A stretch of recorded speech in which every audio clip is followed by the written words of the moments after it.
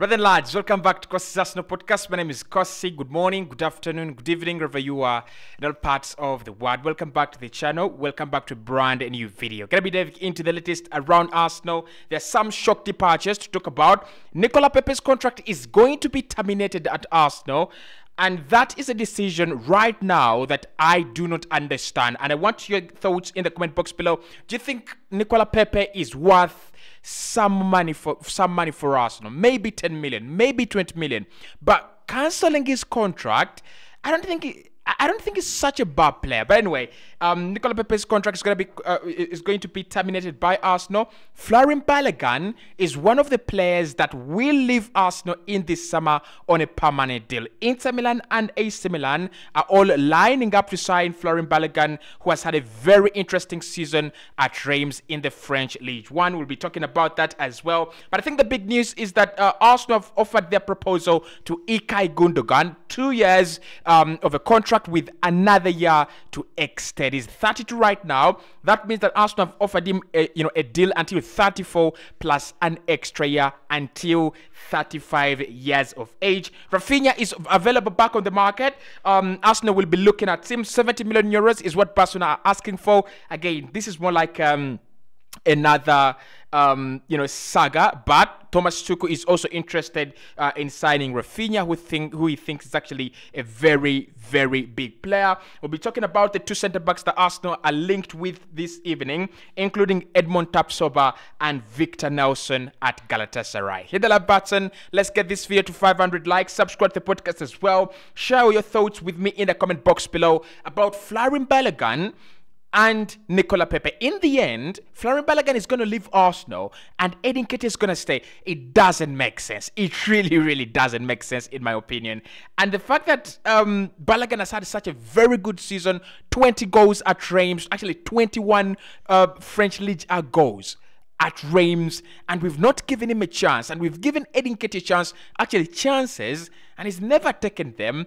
It still really, really baffles me. But let's get into it, and let's start off with that big story from ESPN and James Ole, who says that Ilkay Gundogan has been presented with an offer from Arsenal. The offer is 2 years plus another year. Now, the salary and packages have not been outlined, but we believe it's an offer between 6 to 8 million euros that Arsenal are offering Ilkay Gundogan. According to The Athletic, Arsenal's Mikel Arteta wants Ilkay Gundogan as a replacement for Granit Xhaka, and Arsenal will not let go of Granit Xhaka until a replacement is signed. Now, it all makes sense until the 3 years. It all makes sense until we decide that we will try to beat Manchester City by giving him 2 extra years, at the club. He's 32 for Christ's sake. He's a very, very good player. Ilkay Gundogan is one of the best number 8s in the world. I've already said that. He's in that caliber of Toni Kroos, in my opinion. And he should have had more caps for Germany if it's not for injuries and a couple of, irregularities that always happen with football players like him and Marco Reyes. But I think Arsenal should go for a younger player, and that is my opinion. I know Mikel Arteta wants him, and I know he's worked with Mikel, and I know what is available, what he's capable of. But if we're going to give him 6 to 8 million euros, with no guarantees that Arsenal will win the Premier League when he arrives, with no guarantees that Arsenal will win the UEFA Champions League when he arrives, how about going for a young player? I've seen some interesting names being linked with Arsenal in that position, the likes of Okokchu at Feyenoord. Their captain is actually very, very exciting. I've seen very good, sides linked with him, including Benfica, Inter Milan as well. I think Bayern are also thinking about him. So Okokchu could be a very, very good player. But then also, we've talked about Gabriel Viega on the piano before. Young, exciting, with a big, bright future, right? But Ilkay Gundogan is the player that Mikel Arteta wants, and I don't think that's going to ever change. He's one of those managers that when he sets eyes on a player, it's either he signs him or he fails to sign him. But how are we feeling about Ilkay Gundogan?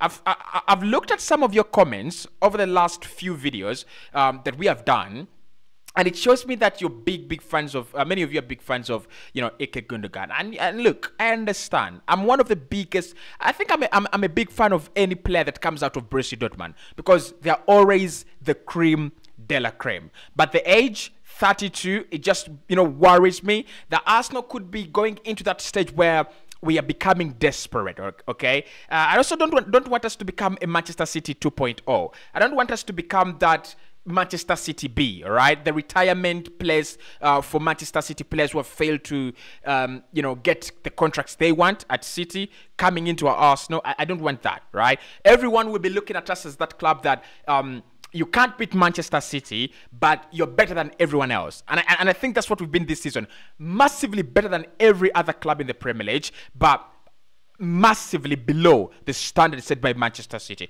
I don't want us to do that. I want us to do our own signings. I want us to go out there, get a Victor Osimhen, go out there in the market, sign a James Maddison, so that when we play Manchester City, it's not that we are a watered down version of City, but we are our own project that has been built right from scratch. But Ike Gundogan, regardless of all the trash that I've just said in the last few seconds, I'll take him at Arsenal. He's magnificent. He's a good player, leader, experience, pedigree, brilliance, intelligent, bowler, Cazorla vibes. Everything you think about a player that you want to see on the ball, that guy has it, right? And I don't think we're going to see a Santi Cazorla again, although I really, really want to see another bowler like Santi Cazorla, but it might not happen, maybe not even at Arsenal. So if we have a chance to see a player like Ike Gundogan bless us with his performances at the Emirates Stadium for maybe, 700 days, 900 days,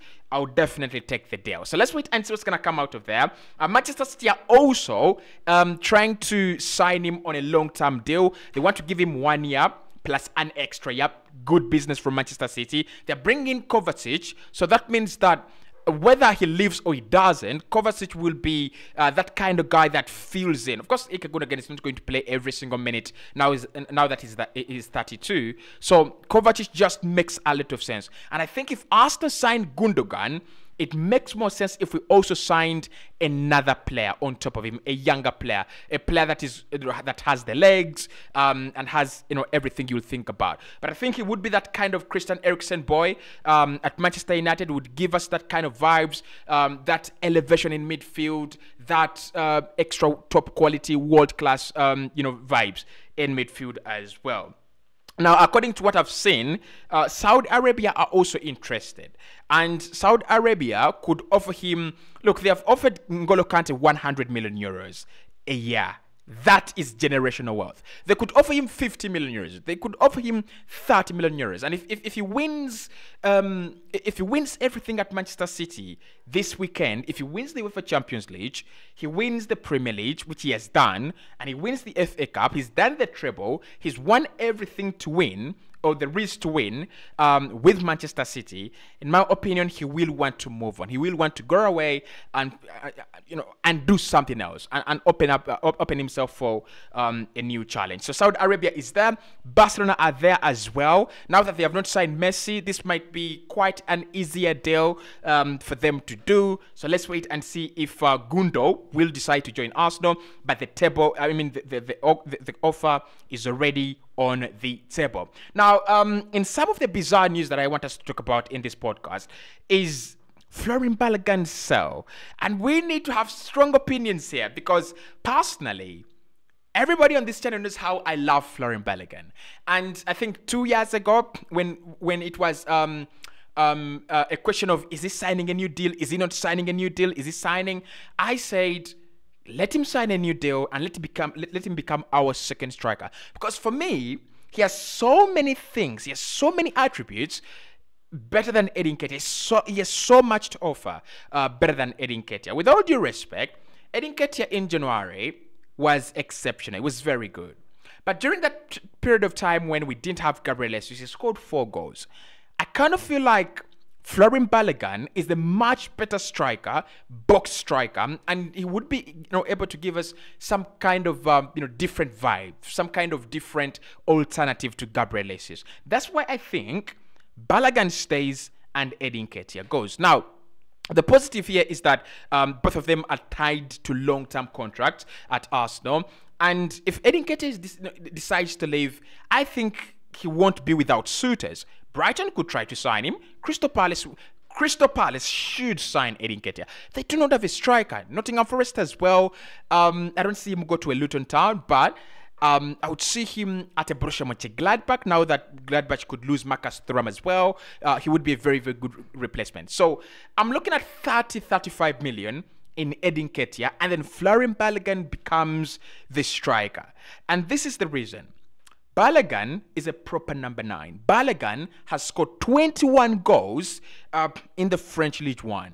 He's not and he's been playing for Reims. He's not at Monaco, not at Marseille, not at Nice, not at Lyon, and not at PSG, and not even at Lens, that have had a very fantastic campaign, that I've seen them qualify for UEFA Champions League for the first time in like forever. Right? He's not been among those teams. He's been playing for a team that is a typical definition of an underdog in the French Ligue 1. And yet he scored 21 goals. Different varieties. Penalties, volleys, headers, free kicks, everything combined. So in my opinion, it doesn't make any sense. But Kaya Kainak says that after Austin Trusty, who will leave Arsenal on a permanent after joining us on a permanent from the Major League Soccer in January, he will leave, and Florian Balogun will also be following. And why I'm afraid that Balogun is going to leave is this is more like what we did with Serge Gnabry. The clubs that are interested in him: Inter Milan, a club with Lautaro Martinez, a club with Romelu Lukaku and Edin Dzeko. The profile of strikers they have is the top tier. They have scouted Florian Balogun. And I tell you what, AC Milan as well. Of course, Milan do have their own share of problems with strikers. Divock Origi has not worked out the way they expected. Brahim Diaz has now gone back to Real Madrid, and you expect Olivier Giroud to be hanging up his boots this season or the next one. So they will need a younger striker in there. But my point is, Balogun is being eyed by the best teams in Europe. Inter Milan are playing a final of the UEFA Champions League this weekend. They have won, local titles in the Italian Serie A, 2 local titles in Italy for the last 3 years. That should communicate something. So for me, Balogun leaving Arsenal is an absolute mistake. Better than Eddie Nketiah, clearly. Better than any other striker apart from Gabriel Jesus that we have. Clinically better than Gabriel Jesus. I think all the chances that have fallen Gabriel Jesus' way this campaign, Balogun could have done better. But of course, we know what Mikel Arteta wants in a striker. You've got to be able to play very well with your back facing the opponent's goal. You need to be able to bring all the other players in the game. And you need to be handsome as well. I don't know if Balogun is as well, right? But the other, again, shocking story for me is Nicolas Pepe is going to be leaving Arsenal by contract termination. Difficult decision, I will understand, but poor. Absolutely poor. There's no reason as to why Pepe's contract should be terminated at Arsenal. Like, no reason. If Arsenal just put out a big notice board outside the Emirates Stadium that Nicolas Pepe signed for Arsenal 3 years ago, 4 years ago, now for sale, we will get offers. If Edu goes on to terminate Nicolas Pepe's contract, it won't make any sense. We have nothing to lose. Even if they give us 1 million, 2 million, 3 million, 4 million, we have nothing to lose, like absolutely nothing to lose. And I would surely not understand if Nicolas Pepe's contract is terminated. But again, Kaya Kainak says that Mikel Arteta doesn't have any future plans for Nicolas Pepe, and he's told him, you find a club or Arsenal will not be paying your wages anymore after this summer. Pepe has had his rough time at Arsenal. He's had his rough time with loans. He was overhyped. There's no question about that. There is a player in there, but I think he's more of a player who is not even better than Alan Saint-Maxima and Adama Traore. I think he's in that category there, okay? If you lot remember a player called Sean Longstaff, right?